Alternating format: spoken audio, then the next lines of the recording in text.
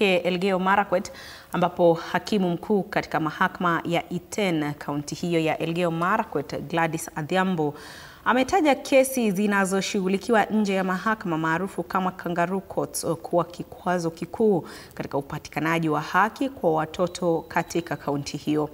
Hakimu huyo amesema kuwa masuala yanayohusu watoto yanapaswa kufikishwa mahakamani, akionya kuwa kutatua kesi hizo nje ya mfumo rasmi wa mahakama ni kinyume cha sheria.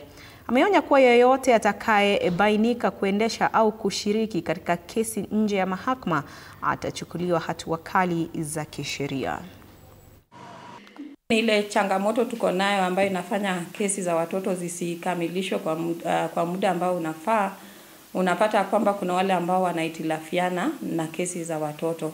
Haswa sana zile kesi za kunajisi watoto. Utapata kuna wale ambao wanafanya koti za huko nje, kangaroo courts, ambayo haifai. Yote ambayo atapatikana akifanya hizo kangaroo courts, ajue anakiuka sheria na atachukuliwa hatua kali. Yale ambayo ningependa kuwaelezea ni kwamba wanakiuka sheria na si haki hata mbele ya Mungu kuhitilafiana na kesi ya mtoto ambaye ni mtu mnyonge.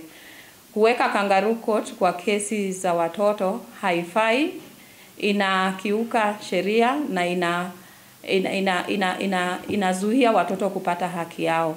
Kwa hivyo kesi ya watoto ni lazima, haswa sana zile kesi za kunajisi watoto, ni lazima zifike kotini. Na sababu gani tunapatia hizi kesi kipaumbele? Ni kwa sababu watoto ni mojawapo ya watu ambao wanachukuliwa kama watu wanyonge kwa jamii, na kwa hivyo tunaona kesi zao zinafaa zisikizwe kwa haraka.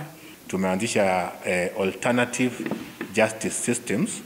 Hizi ni njia mbili kubwa ambazo zina-encouragewa pia wananchi waweze kutumia wakati ambapo wanataka kupata hiyo haki kwa haraka. Unapata kama kesi za watoto ambazo ni za maintenance, wakati mume na mke wako pamoja wamekuja kesi kotini, zinaadhiri sana familia na pia zinaadhiri watoto. Hivyo ndivyo koti ikaona ni vizuri hao wakuje, wanaweza kuwasaidia katika mambo ya maridhiano na mambo mengine ambayo itakuwa ya manufaa kwa watoto.